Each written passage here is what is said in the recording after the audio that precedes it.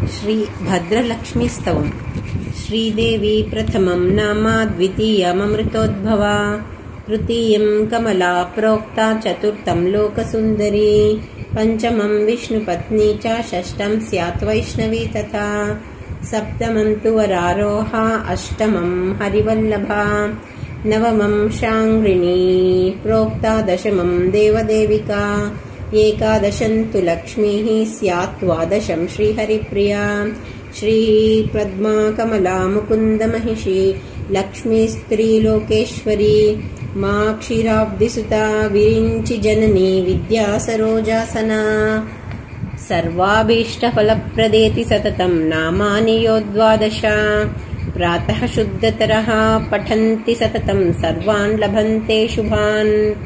भद्रलक्ष्मीस्तवं नित्यं पुण्यमेतच्छुभावहम्, काले स्नात्वापि कावेर्यां जपः श्रीवृक्षसन्निधौ इति श्रीभद्रलक्ष्मीस्तवम्।